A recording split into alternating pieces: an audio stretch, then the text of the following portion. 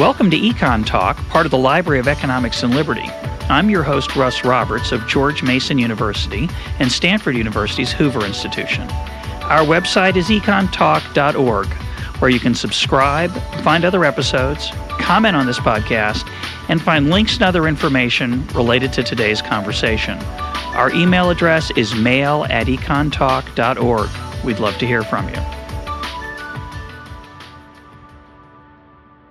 Today is October the 6th, 2009, and my guest is Daniel Willingham, professor of psychology at the University of Virginia and the author of Why Don't Students Like School? Dan, welcome to EconTalk. Thank you so much. Glad to be here.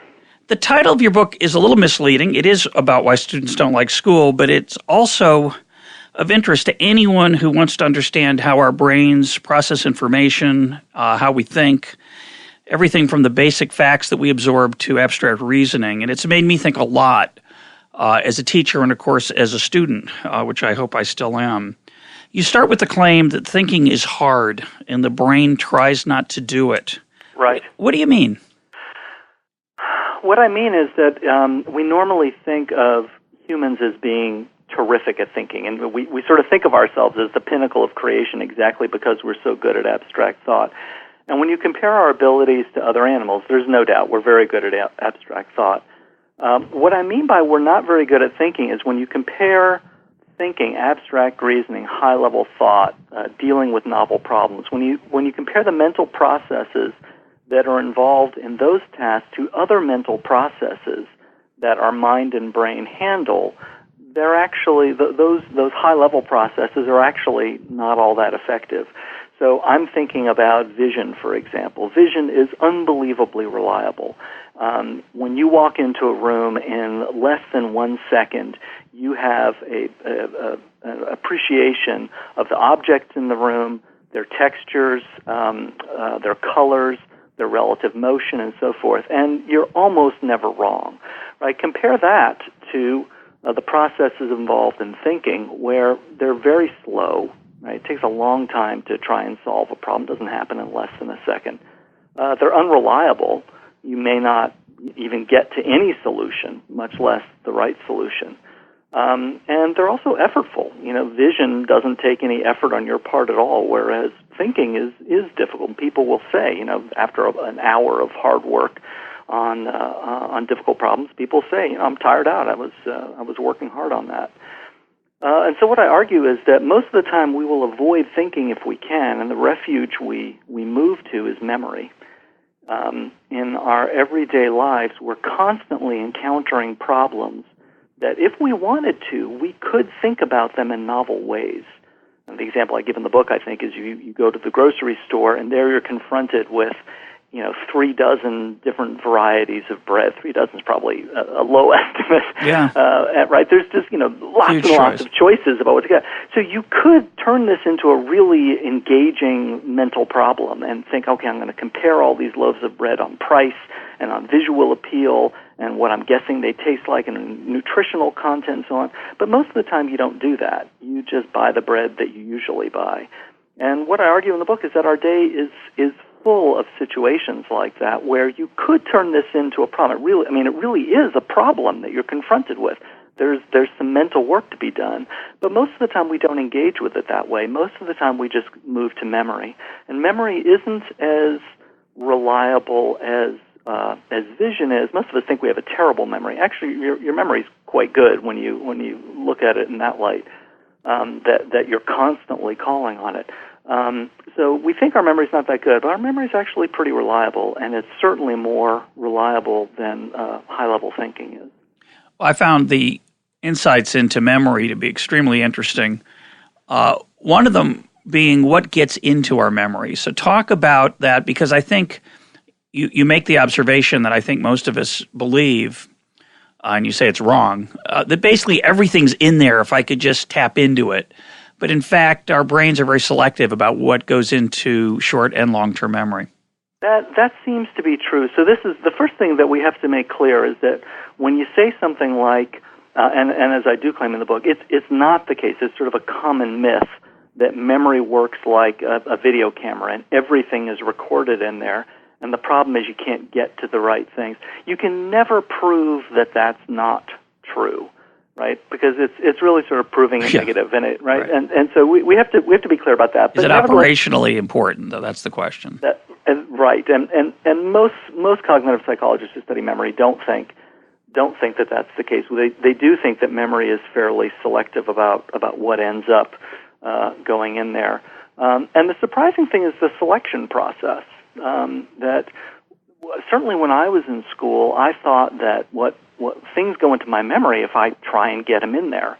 That's what studying is. Studying is trying to put things into your memory. But when you think about it, especially when you're an adult, I very rarely study anything anymore, but things are constantly getting up and getting into my memory.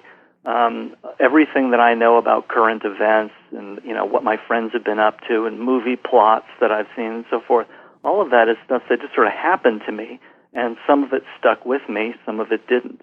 So then the next question is, okay, so what is if it's not trying to get stuff in there, and there are actually experiments that indicate wanting to remember something does pretty much nothing for your memory. And we know that from looking up the same word 4 times. That's exactly right. Right. Yeah, I mean, my life is full of things that I wish I remembered, for example, where my keys are right now.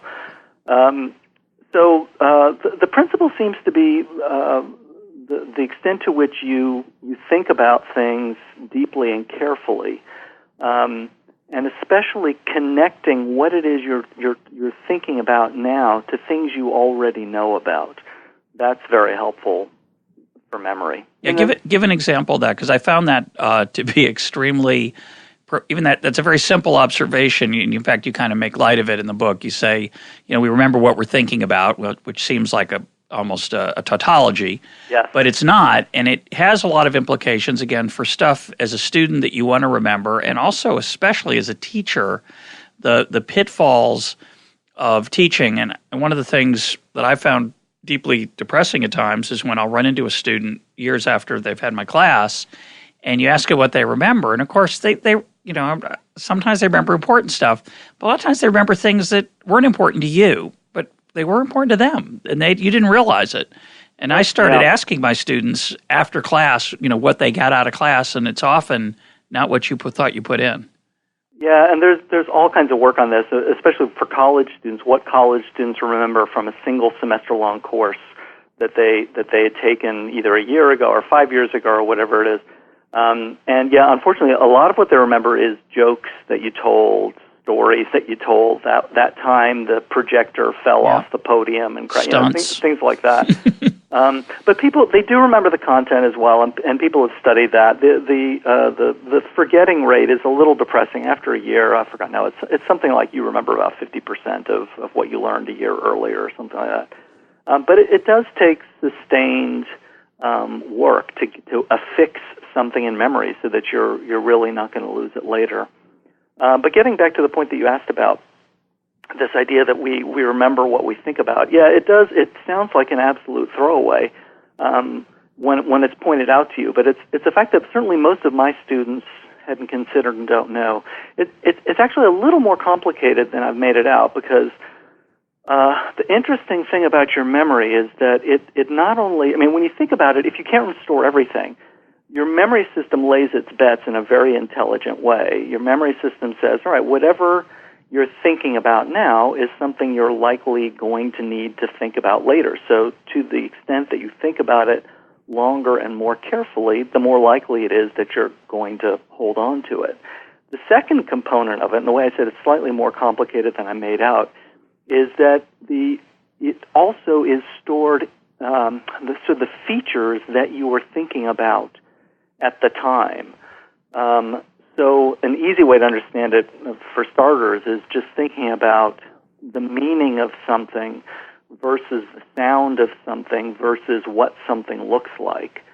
So I think in the book I use the example of a barking dog. If you're walking, taking a walk, and there's a barking dog near you, you could either think about what the dog looks like. Oh, this is a black and brown dog, and it's this type of breed, and so forth. Or you could listen to the particular characteristic of the dog's bark. Is he sort of saying hello, or is it more of an angry bark? Or you could think about meaning, and you could think about whether the likelihood this dog is going to bite me and so forth. And you will store the aspects of that experience that you are processing as it's happening to you.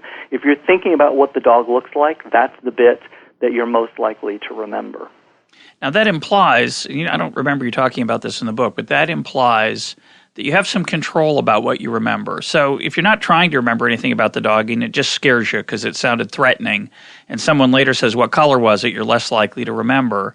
Right. But if you know for whatever reason, if there's a reason that you wanted to remember the breed of the dog, you'd have to make a conscious effort, or you'd have a better chance of remembering with a conscious effort, you're saying, about some connection that breed might have for other breeds you've seen, or other, you saw Dalmatian before, and therefore you think of the movie 101 Dalmatians, and so you remember it's a Dalmatian. Exactly. Yeah, that's exactly right. So that's some hope.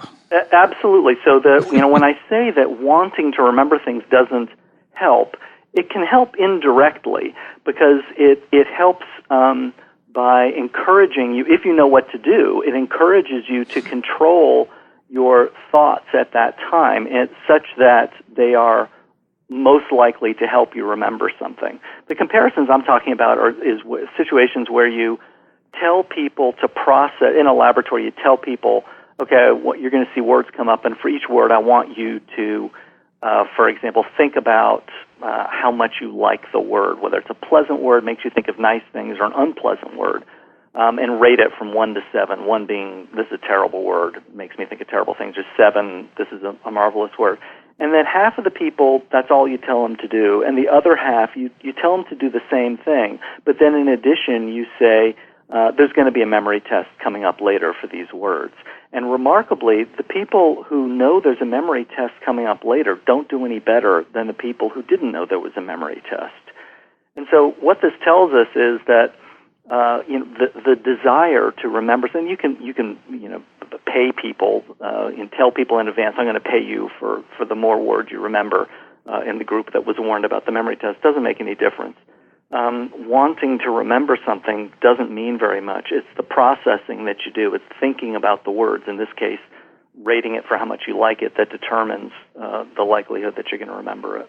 So let's take it to the next level, which is the part I think is really one of the deepest insights that you talk about, especially its implications for teaching and learning.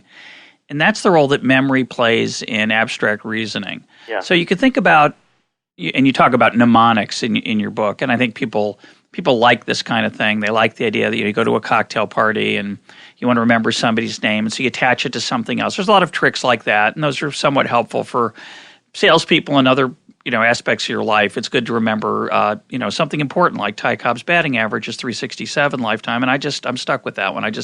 Some reason it's in the hard drive and I can't push it out with anything else. But the deeper point you make really is, and these are, I like the first point, but I think the deeper point is that abstract reasoning, which we think of, I think we amateurs think of as thinking really hard. So I'll stupidly now, when I think about it, tell my students, if you want to do well in my class, you really have to spend time thinking. And to my mind, what they're going to be doing is they're going to be sitting, puzzling over interesting economics problems. Most people don't, including me probably, know really how to do that. And what you argue in the book, which is really provocative, is that a lot of what we think of as abstract reasoning is really synthesizing things that are in memory and applying them from previous examples, looking for parallels, analogies, and so on. So talk about how that abstract reasoning is tied to memory. Yeah, this has been something that has been psychologists have been working on a lot in the last 20 years, is sort of figuring out how reasoning works and the extent to which memory is of the particular topic you're trying to reason about is important for reasoning. And the conclusion they're coming to, a little bit of each is true. So, sorry, let me back up. When I say each, so one extreme view would be, look, memory is just completely intertwined with reasoning, and if you don't know something about the topic, reasoning about it is utterly hopeless. The other extreme view would be reasoning is a skill, it's a muscle, and once you are good at reasoning, any problem that comes down the pike, you're really going to be able to analyze it. Once you know modus tollens, you'll be able to, this logical form of deductive reasoning, you'll be able, you'll have mastered it, you can apply it anywhere you see it. It looks like the former is probably more true than the latter, but it's certainly not the whole story. So knowledge is really important for reasoning exactly for the reasons you said, that many times we are drawing analogies to previous problems that we've encountered. But analogies often don't occur to us when they are they look like they are about something quite different. So I give the classic example in the book, which is you give people a problem to solve. It's a medical problem that doesn't require any background knowledge about medicine, where you're trying to figure out how to save a patient's life, and the patient has a tumor, and you have to use these special rays to eliminate the tumor and so on. After you've done that, you give them a problem that is conceptually identical, but it's in a different sort of cover story, and this is a military situation. And even though people are seeing the problem immediately after either having solved the tumors and rays problem or being told the solution if they couldn't get it after a certain amount of time, people don't see the analogy.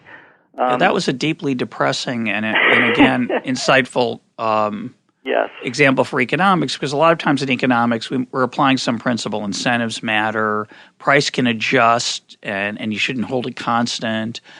People respond to those incentives. You want to take those responses into account. And you've done a whole set of examples with one set of application, and now you're going to apply to something else.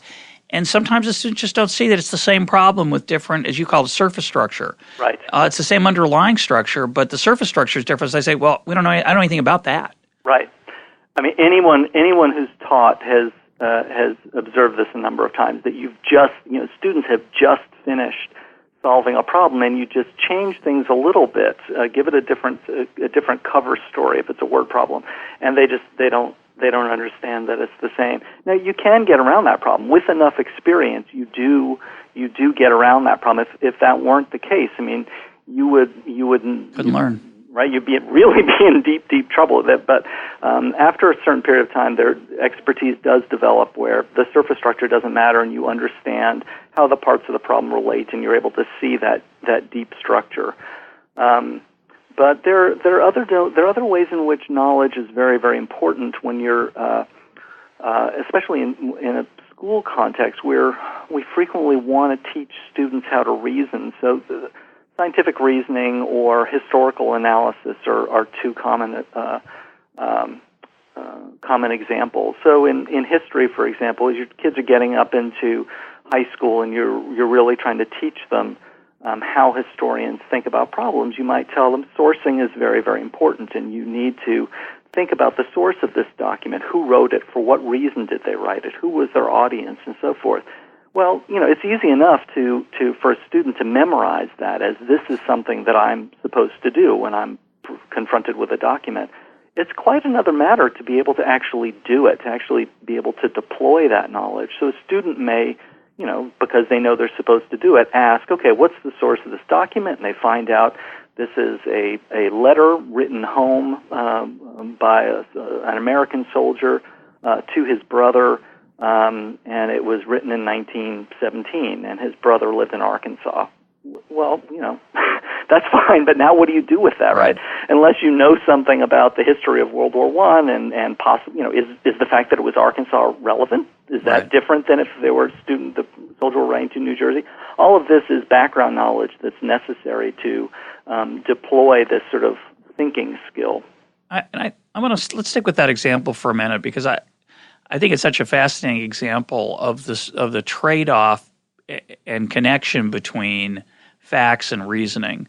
So sometimes I get depressed thinking about modern American education is sort of the retrieval of facts. There's not a lot of abstract reasoning. So, you need to know what year America entered the First World War. You need to know who else was in it, who was the president at the time. Right. And right. you spit that back on the test, and my response is generally, you didn't learn anything, and it tends to reward good note takers and memorizers and teachers who are lazy and want to ask really dull multiple choice questions. But then you want to go to that next level. You do have to know that stuff. Right? You've got to have some, some background information about how America's involvement in other wars took place. As you point out, facts, which are easy to denigrate as an educational goal, are crucial. Right. And yet if that's the only goal, it's a waste of time. Right. So that sweet spot between memorization, or whatever you want to call it, a stock of factual knowledge, and then taking it to the next level. Factual knowledge by itself seems empty, but you can't have the deeper knowledge without the facts. Right. I mean, basically facts are necessary but not sufficient. And the reason I think we run into the problem that you eloquently described is that facts are easy to test. They seem objective. And so you end up setting standards that are largely fact-based. If you put some sort of stakes on the outcomes of those tests, it's very easy to understand why teachers are motivated to try to teach the facts and make absolutely sure the students know the facts, even if they don't know much else, right? That does become essential, and it becomes the be-all and end-all. The truth is, I mean, factual knowledge it's a student's proficiency with factual knowledge, and to be clear, I'm making this up, but I'd be willing to bet a little bit that it's true, if not the farm. It's probably correlated with students' deeper knowledge. The students who don't know any of the factual stuff at all, it's very unlikely they've got skills that we really care about. Doesn't mean there's any guarantee the students who have the facts do have those skills, but they're a little more likely to. So what I'm trying to say is these tests probably are measuring something important, but they're leading to really terrible consequences in the classroom, I think. Because of the way they're structured, they're encouraging teachers to stress facts above all else. And in economics education, to me, the most depressing version of this is the multiple choice exam, which will say something like, the marginal rate of substitution is A, the ratio of the prices, PX and PY, the ratio of marginal utilities, MUX, and that is just all that's really doing is getting people to understand a definition. Now, sometimes understanding language and jargon is useful in science or thinking, but that's really not what economics is. That's not what we should be teaching. Right. Or at least, I mean, this it sounds like this is the kind of information that really shouldn't be the finish line. This should be the starting line. Exactly. Yeah. Let's talk about another aspect. I want to come back really to that surface structure, deeper structure issue, especially in the teaching of economics. The one example you give in the book, which is a very nice one, is a farmer's got a field of a certain width and a certain length. It's a rectangular field. He wants to seed it with a certain crop. He knows how much seed he needs per square foot of crop, and then you have to figure, and there's a cost to the seed, and so you have to figure out how much expenditure he's going to have. Right. So you figure that out, and that's a very basic word problem in high school algebra. Then you ask him about, say, painting the side of a barn, and all of a sudden the students go, we've never seen anything like this. This is, we understand agriculture, but not painting. Right. And you want to say, but don't you see they're both rectangles? You have to divide something into that afterwards, and then you have to do an approximation rounding to the nearest dollar, et cetera, et cetera. And what I'm curious about is, let me give an economics example of this.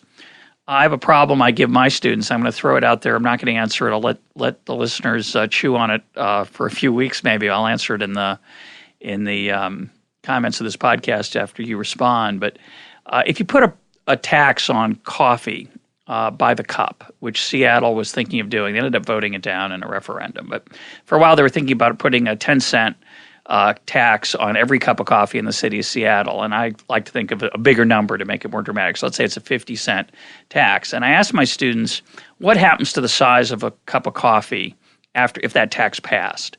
And some students think the cup of coffee on average is going to get bigger, smaller, stay the same. It's hard to know what the right answer is. Students have trouble they have trouble getting started. So I show them, okay? A few people can see it. It's very hard, but a few people see it. Most of them don't. They struggle with it. They try some answers. They're bad answers. What I do in class then is I take some of the bad answers. I say, let's see why this is the wrong path to go down. And then I show them what I think is the right answer and how I got to that reasoning. So they watch me recreate the reasoning that I went through. If you see that once, I have a feeling that's not very helpful. So what I try to do is I try to show them how that response to a change in prices, an intervention in markets, has parallels in other examples, trying to get them to see that the barn is like the crops, right? Right. But I wonder, am I teaching them anything? Is it just, in other words, one view said, no, they have to work at it. They have to try it themselves. They have to own the problem. Another view says, well, if you watch it enough, you start to see that, hey, there's a lot of problems like this. What are your thoughts on that pedagogical approach of my students watching me work problems that are intuitive? They're not algebraic. They're not simple. They involve subtle, abstract reasoning versus them struggling, unable to do it over and over again until maybe some of them it clicks. What are your thoughts on that? Yeah, I mean, in general, I think I'm a fan of an approach that's somewhere in the middle. I mean, from the point of view, strictly speaking of memory, you would say if you've really got them engaged, and asking them to do the problem themselves. Suppose they're really motivated and they remain engaged, and what they're doing is going down all these incorrect mental paths. Mm-hmm. What's going to happen when they go down these mental paths? From the point of view of memory, they're going to remember the incorrect solutions. Now, a question is whether the extent to which they are going to associate the unsuccessful outcome with that mental path. So what we're really talking about is what education folks call discovery learning. The way you posed it is really unguided discovery, where you say, have at it, and see if you can solve this problem. Most educators are not a big fan of that. That was proposed in its most vivid form in the early 60s, and people discovered there are problems with it. Lots of students don't get the solution. They get frustrated, with an even mildly complex problem. And again, from the point of view of memory, you're worried they're going to remember the incorrect solution. Now, the counterexample to this, and this is where discovery learning can work really well, and so it is situation specific. The example that's usually brought out by people who like this idea is think about kids learning computer software, right? With no instruction, yep. Kids, they fiddle with it and they learn. And what comes to my mind is that's because there's very immediate feedback in the environment, yep. telling them whether or not they've been successful. Right, so I'm trying to get the game or whatever it is to do thus and so, and I try something and I immediately know whether or not it worked. So discovery learning is probably fine in situations like learning how to do computer software. Frog dissection, probably not so much. Just sort of fiddling with a frog to figure out how it works. I don't know if you're really going to learn that much. And in the economics problem that you described, my hunch is it's more like the frog than the computer program. I think it's if you wanted to do any discovery learning, you'd want to be pretty thoughtful about planning so that you would guide the students and that you would get the benefit of that method, which is that the student feel engaged, they feel like they're owning it, but at the same time, you, the instructor, kind of know step by step what's going to happen and where they are very likely to go, and also what you're going to say and how you're going to guide them if they start going down the wrong path. Yeah, I don't know what it was like for you in graduate school, but in my case, a lot of the best learning that I had in graduate school was in study groups where we tackled these kind of problems, but we did them in groups where bad paths were shot down immediately by the brighter and more intuitive students, and you'd iterate your way towards the right solution, but in real time with that kind of feedback. And if you had a good study group anyway. Right. And ideally, a good study group was a group of people who were honest and open enough with each other to say, well, that's wrong because blah, blah, blah. Right. And that's kind of what you need to do. But just sitting by yourself saying, well, the cup of coffee gets bigger because I'll take a stab at it. Yeah, that's a waste of time. I agree. And the graduate student school, of course, is very different even than undergraduate, which is very different than high school. You've got highly, highly motivated students who already have a great deal of background knowledge. And so it's, that kind of discovery, imagining doing that in a fourth grade classroom or something, you really need to think about it. I think it's a quite different problem. Yeah, and as you talk about in the book, there was some romance about that kind of learning at the lower grades that probably is not very effective. I don't think so, yeah. Yeah, I've seen that myself. Well, let's switch gears. We had Dan Pink on this program a while back, and he is a proponent of drawing on the right side of the brain. His claim is that left brain thinking, so-called analytical thinking, once meant was the road to success. So if you're good at math, engineering, analytical stuff, you would make a good living and you would be successful in America. And for a variety of reasons that he talks about, that's harder to do. And he makes the claim that now right brain thinking, or the synthesizing of left and right brain, creativity, empathy, and other factors are going to be increasingly important. What do you think of that argument? Have you heard it and have you thought about it? Yeah, well, let me start by saying I have not read his book. It's one of a stack of books that I've got waiting for me. So this is going to be based largely on your description and as you've described it. So the first thing to be clear about, and I have no idea what he says about left brain, right brain, and whether he's really using that as a neuroscientific. He uses this as an approximation, I think. Yeah. I know it's somewhat out of fashion. It is, but we don't need to go down that road. Prognosticating about the future and what's really going to be important. It's not something that I know a lot about. It's not something that I've thought a lot about. I will say this: when you think about being creative, creativity requires a lot of expertise. It's very difficult to be creative about something where you haven't done a lot of the linear thinking. I think one is really a prerequisite for the other. But I think there's a big emphasis these days that I know a lot of schools, I'm thinking of high schools now, are thinking, there's a lot to this. We've got to teach our students to be creative. Can you teach creativity? If someone knows how to do it, this would be news to me. I mean, I don't think creativity is a skill that you can teach. I think what you can do is try and create a habit of mind in students to be somewhat irreverent and to think, okay, well, I'm accepting what you're telling me. At the same time, I'm going to think this through. Is it possible that there's another way to think about this problem? My hunch, and it's purely a hunch, is that a lot of this is cultural as well. I think Americans don't need a lot of instruction in the idea that we are individuals, there's value in every individual's opinion, and not taking everything as received wisdom is a cultural value here. Yeah. I'm comparing our culture to some East Asian cultures and probably India as well. And this is all based on anecdote. But we do see a number of students from China, for example, who come here, and some of them it's not a problem at all. I mean, they're very prepared to be creative thinkers and so on. Others are not, and they frequently will discuss that they were not encouraged to be creative at all in school, at home, anywhere else, and they were encouraged to respect authority. That was a cultural value there. And so I don't know exactly what to make of this because there's not great empirical data, but it's an argument that makes a certain amount of sense to me. I think it's true. But again, it's an intuitive gut bit of intuition that's, as you say, anecdotal.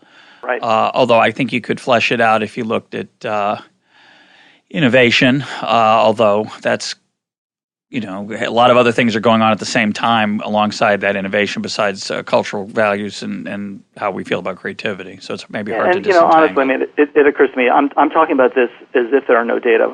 It's highly likely that sociologists and cultural anthropologists have thought about this quite carefully and do have good data on this question, and I just don't know about it. Yeah.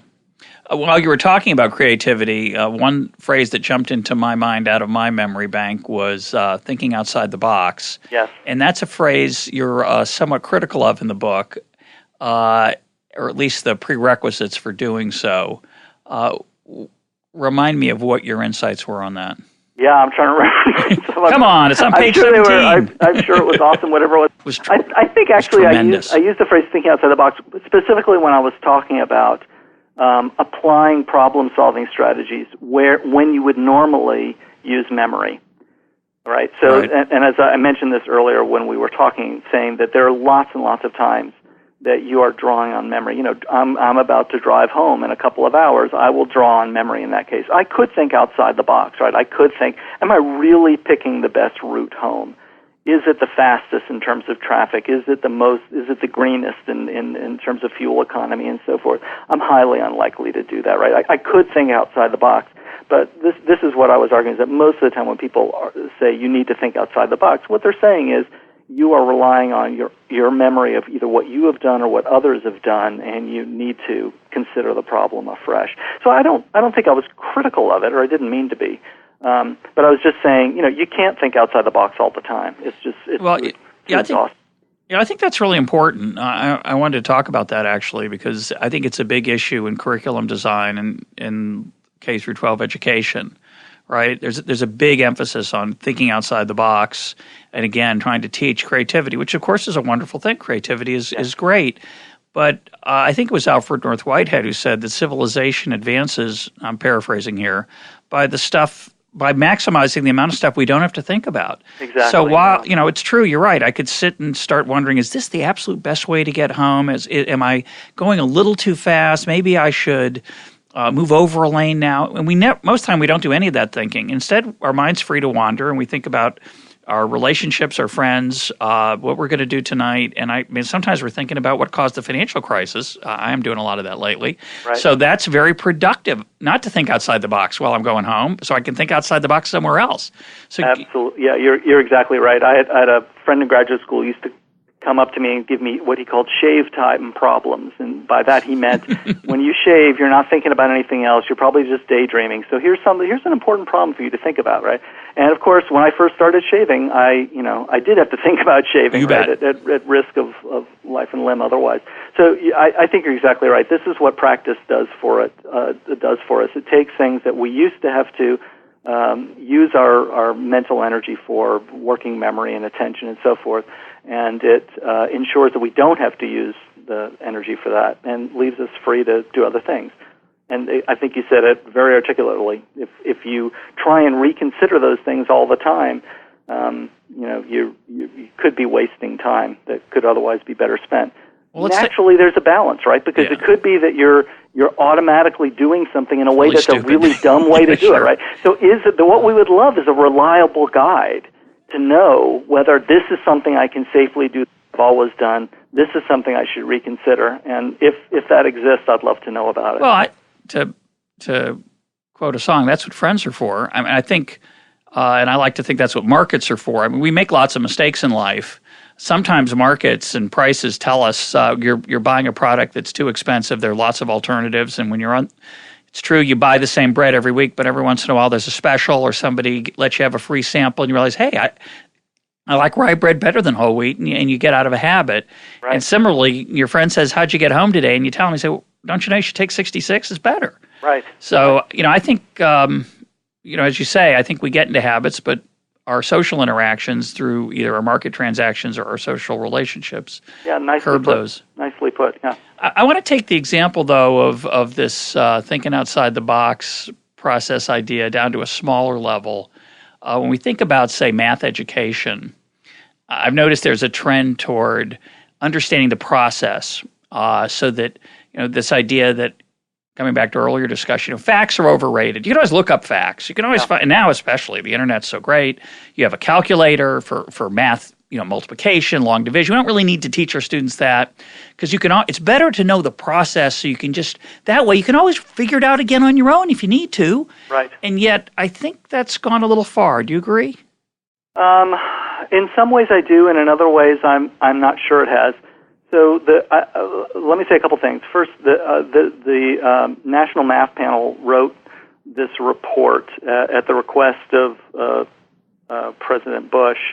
It came out a year and a half ago or something like that. And what they argued is you really need three types of knowledge. You need to know math facts. You need to have memorized the multiplication table and simple addition and subtraction and distributive law, things like A times B plus C is AB plus AC, I assume, would be something like that. And later, yes, you would get to that point. But they just went up through pre-algebra and said you've got to memorize math facts. You also need to memorize procedures for how things are done. When you get to long division, you need to know what the procedures are. And the third thing you need is conceptual knowledge. You need to understand why these things work. And the way they summarize the literature is whatever it is, we're actually doing pretty well on the first two, or at least okay. We're probably not where we should be. When I say we, I mean American kids up through the 8th grade. We're terrible on conceptual knowledge.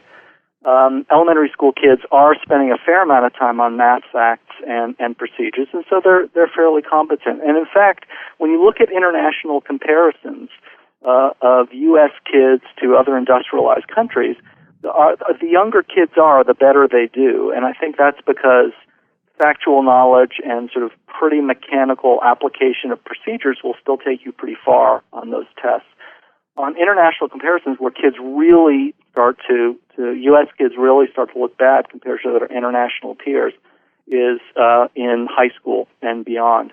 And I would pin that to conceptual knowledge. And the National Math Panel argued that the conceptual knowledge of U.S. kids is really quite bad. So what do you mean by conceptual knowledge? Yeah. So conceptual knowledge means why the procedure works. That's essentially what it means. Understanding why. For example, the classic example usually given here is why is it when you're dividing fractions, the thing to do is to invert and multiply. So every school kid learns that, or most school kids learn to do that, but they probably don't really understand why that works. One of the really remarkable statistics I read recently is that a very high percentage of sixth graders don't really understand what an equal sign is, what it means. Lots of them think that it means, and when they see an equal sign, that means put the answer here. They don't understand that it signifies equality on two sides of an equation. So imagine what that child thinks when they encounter algebra and they see two things so something on both sides of an equal sign, right? That's going to be very confusing. Similarly, if you don't really understand division conceptually, when you get to algebra and you encounter factoring, you're not going to know that this is closely related to what you've been doing all along. So on the one hand, I hear what you're saying, that it seems like there's definitely a strain of thought in math education these days that what we're really missing is conceptual knowledge. And sometimes that's pitched as there's too much emphasis on fact. I would say the first part of that is right. We are missing conceptual knowledge, but the second part is wrong. We need to maintain the factual knowledge. Yeah, I think it's an interesting example, the inverting of fractions. I would assume that would be something akin to driving while you're talking on your cell phone and eating at the same time. An example used in the book is something a human being can do and not have an accident most of the time, which is remarkable because your brain is just on autopilot on the driving part. Right. I don't think you want kids to, every time they get to inverting a fraction, let me say it differently. I think there's a trade-off between getting kids to understand why you invert versus knowing that you should invert. And it's I think that's an incredibly difficult trade-off, thinking in terms of my own kids and what skills they learn and what skills they're weak in. Very difficult to figure out where the sweet spot is in that trade-off between mastery of the process and understanding the process. A tough one, I think. I mean, I would argue that we can't let it be a trade-off. We have to make the target that they're going to have both.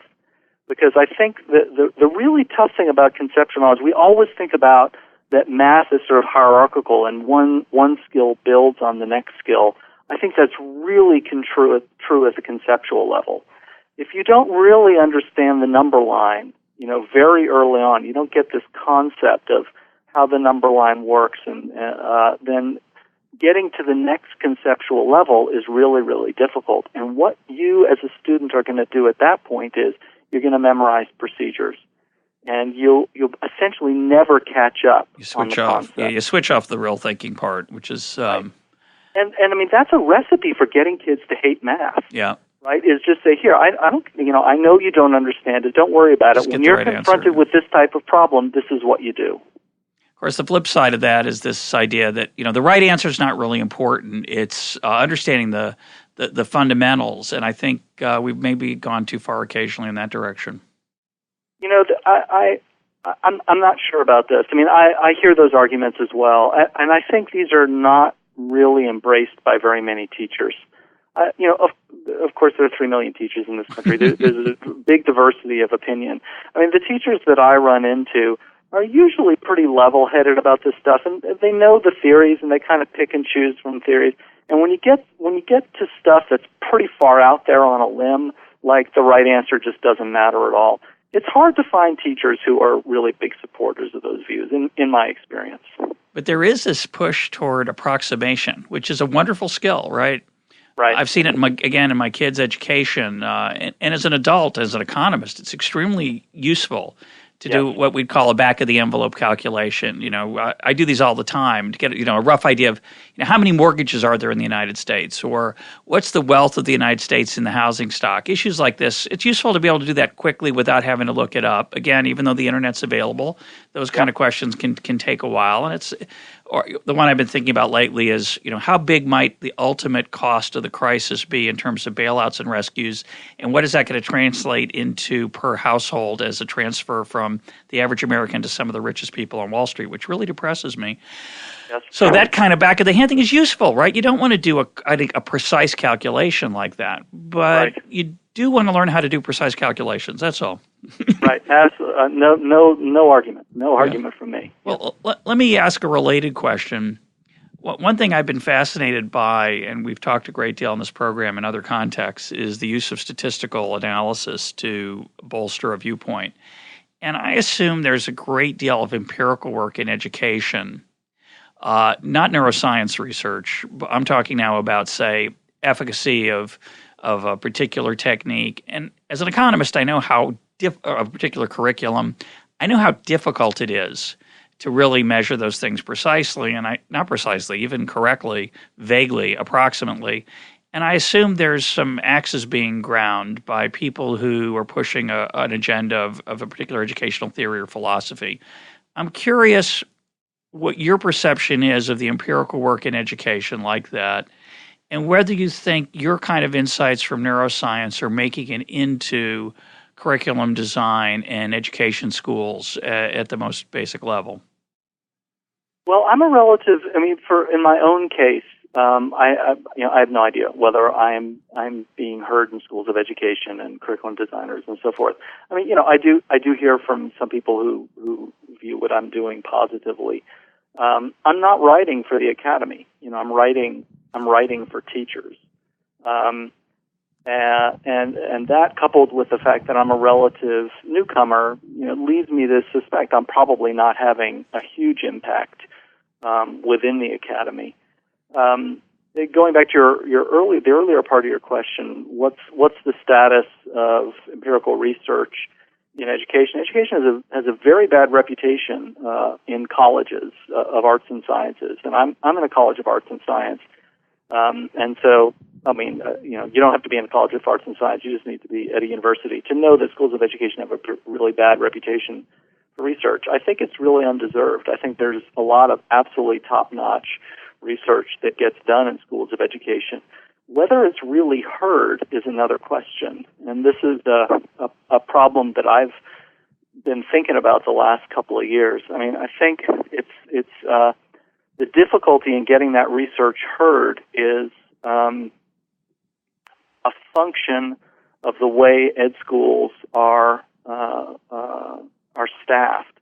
Universities decided a long time ago that the way to have a school of education was to put scholars from all different disciplines into the same school. So you've got historians and people from critical theory and psychologists and every field you can think of pretty much can be made relevant to education, and so they're all there together. Well, the idea that this would lead to a beautiful interdisciplinary flowering of knowledge and thought is a lovely idea, but it's not true at all. No. And instead, what you have a bunch of people who have different definitions of what it means to know something, and have different definitions of what should be considered persuasive evidence. Now, that's equally true in the College of Arts and Sciences, but psychologists don't talk to English professors that much, and no one expects them to, and we're working on different problems, and so it's fine. They've got issues that are important, and it's great, and I'm glad they're working on them, but it doesn't really affect what I do, and vice versa. And in ed school, that's not true at all. You've got people who have the same questions and have very different criteria for what it means to answer that question. And the result is not a beautiful interdisciplinary flowering. The result is cacophony. Yeah. And so no one's voice is really being heard, not the great empirical research, which is the stuff that I know, nor, I imagine, are the people from the humanities and other disciplines who have different ways of approaching the very same questions. I don't think they're being heard either. And I think it's a significant problem that ed schools ought to pay some attention to. Let me ask the question in a different way, really different way, which is, what makes... Probably the question you really meant, right? Well, I don't know. Well, I had a good time answering that one. No, I was curious. I was curious about the empirical work because I think we desperately, as parents and as teachers and as students, want to know what works. Yes. And I think what works is very, very hard to discover up to a point. Yeah, right. Different question, yeah. But I think there are some fundamentals, and one of the things that I think works, and I want your take on it, is we know, I tell this to students all the time when they go off to college, high school students, I say, take the great teachers, don't take the great subjects. Yes. If you have a subject you're really interested in, you have a bad teacher, you will get almost nothing out of it. And a great teacher can make anything an interesting intellectual journey that you'll grow from and learn from and find useful later in life. And I think, so my real question, forget this what works question. I think one of the things that I think does work is a great teacher. And I want you to talk about what makes a great teacher. I learned some things from your book about what I think makes a great teacher that I didn't know before, and I'd like to hear you talk about it. I think it's a tremendously difficult problem. So let me take it even one step back and point out that what makes a great teacher, what makes a successful teacher, really depends on what your definition of the point of school is, what you think the goal of school is. Great point. This is something that Americans don't agree on and have quite different views on. So I was actually just this morning thinking and writing about Bill Ayers, who became famous in recent times. He was the guy who was supposedly the terrorist who Barack Obama was palling around with. Yeah. Well, in his more recent work, he is a professor of education at the University of Illinois Chicago, and he is interested in what is called social justice education. And the goal of social justice education, really at the forefront, is getting people to think for themselves, a tremendous emphasis on the fact that this is not a just world, and part of the goal of students and of teachers is to make the world a more just place. Now, I can't think of a more insidious and unproductive philosophy of education, but maybe he's right. And I say that only because we all disagree about how to get to a just world. That's the only reason I think that's a dangerous educational philosophy. But go ahead. Exactly. But what's interesting is if you read some of what he's written, one thing that is clear is he can't believe anybody would see things differently. Yeah.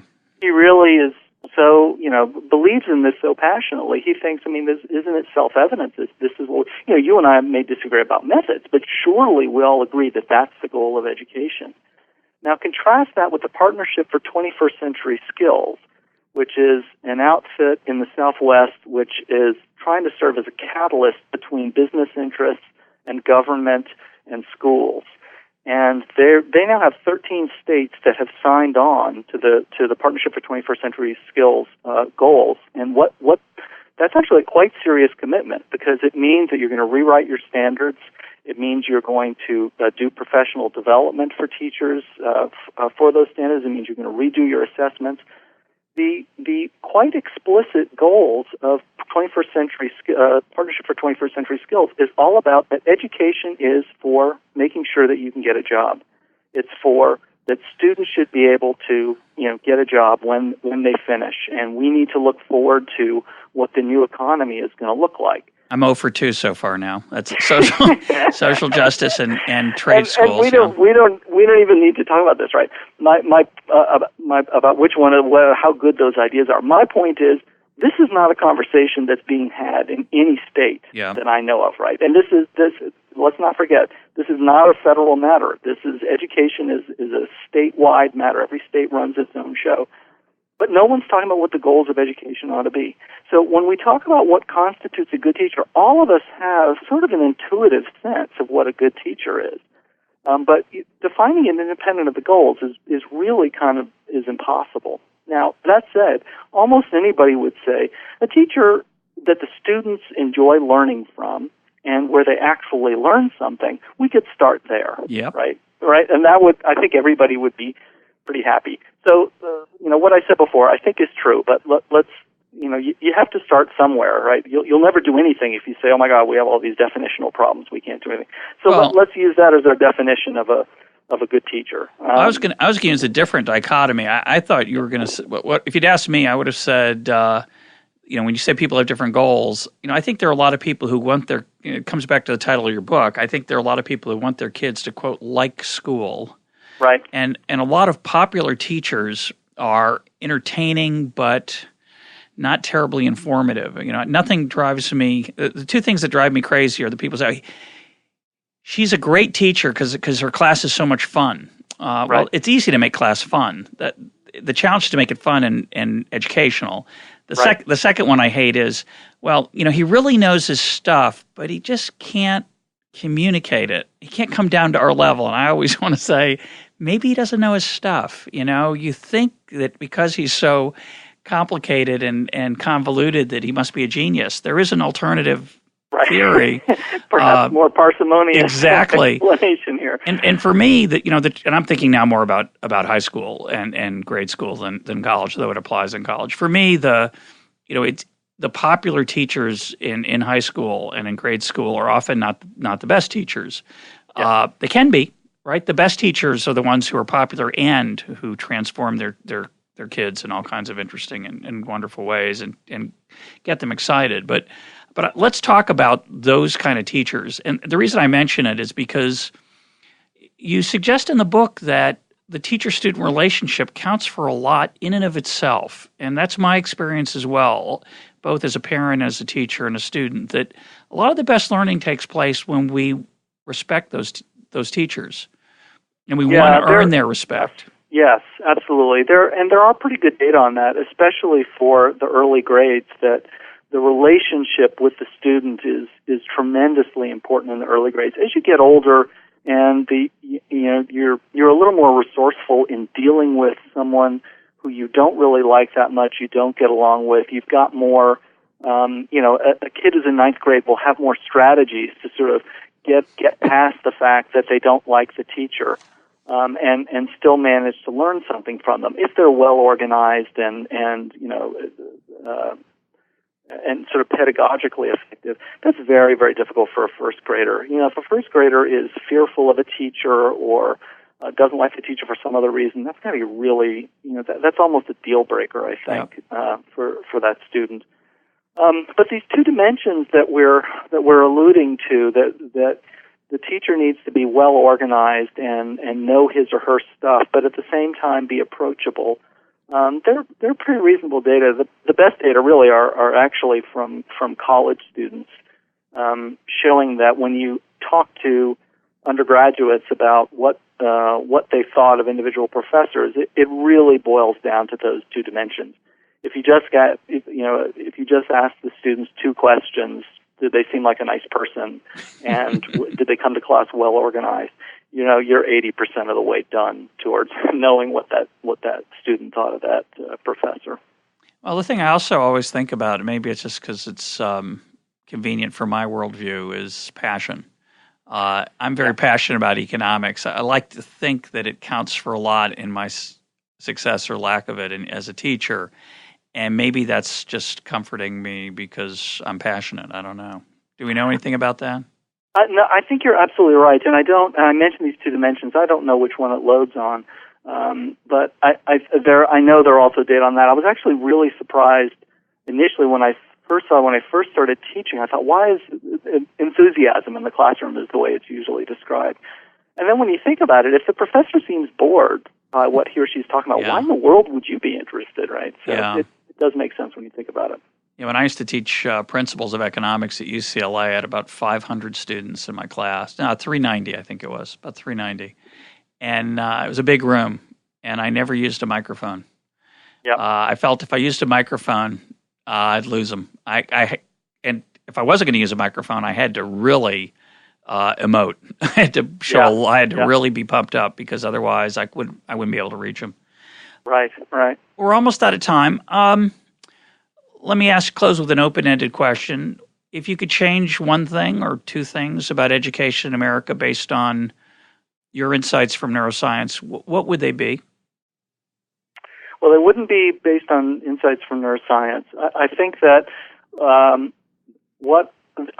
if I can make it really general, I would say I would get policymakers to rethink the jobs of all of the adults in the system. So I mean, not only teachers, I mean the people who are writing the standards for each state. I mean the administrators in the district and in individual schools. I mean professors of schools of education. I would get them to rethink the roles of all of those adults from the point of view of cognitive science. Because what I'm going to argue in my next book is that many of the problems in education are systemic in that we are posing cognitive problems for teachers, administrators, writers of standards, and so on that are impossible for nearly anyone to solve. Our expectations of teachers are absolutely ludicrous. Nobody could do, no, I shouldn't say nobody, very, very few people could do what's expected of a teacher. It's just the job is too hard. And so most teachers aren't able to do it, and so they do something else that approximates that. But as I said, that's the next book. Well, my guest today has been Dan Willingham, author of Why Don't Students Like School? Dan, thanks for being part of EconTalk. Thanks so much. It's been fun.